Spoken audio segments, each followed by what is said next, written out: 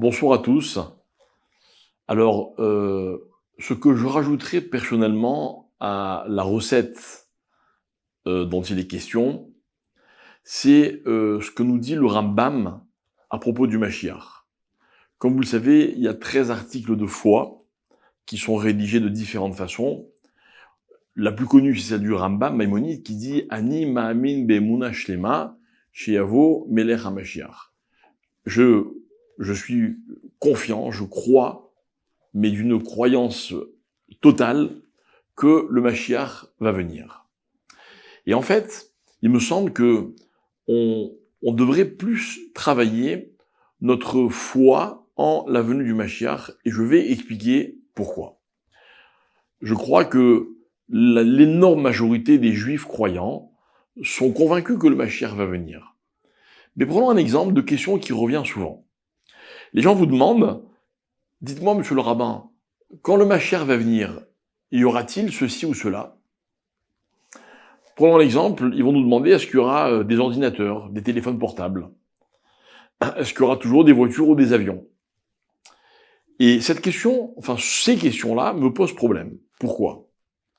J'ai le sentiment, l'impression que, en fait, on veut tous le Mashiach pour résoudre des problèmes qui nous préoccupent, mais sommes-nous prêts à accepter sa venue et tous les changements que cela va occasionner sans aucune retenue?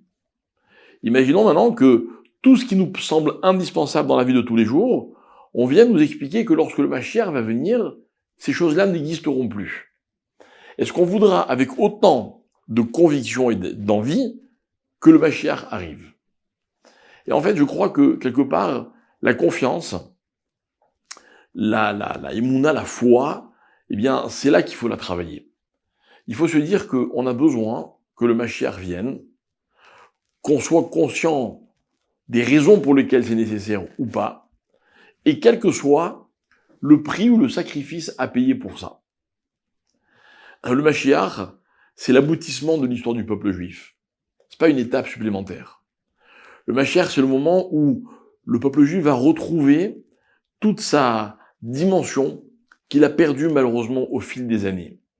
On a été exilés, on a donc été influencés par tout ce qui a été notre environnement tout au long de ces années et qui continue de l'être. Et un jour, le Mashiach va venir et il va nous protéger à nouveau.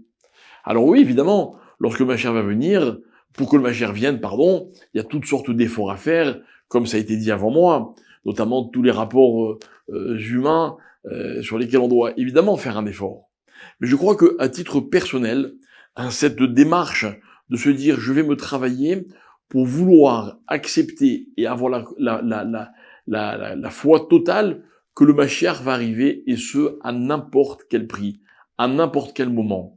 Il y a des restrictions. Par exemple, il est écrit que le Mashiach ne peut pas venir un vendredi. Pourquoi? Parce que on a préparé le Shabbat, et ce serait pas beau pour toutes les personnes qui sont fatiguées pour préparer Shabbat, que on puisse pas célébrer le Shabbat comme il se doit.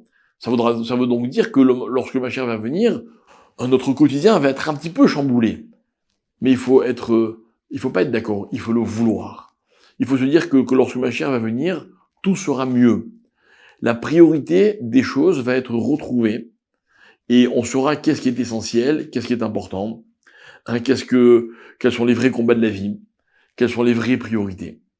Alors si ça doit un petit peu bousculer nos habitudes, eh bien, il est important que nous soyons tout à fait conscients et prêts à l'accepter de tout notre cœur. Et je crois qu'en faisant ce travail sur soi, qui n'est pas forcément un travail facile, eh bien, quelque part, chacun à notre niveau, on accélère un peu le processus, et on arrivera plus vite à ce dévoilement du Mashiach que nous attendons tous avec tellement d'impatience.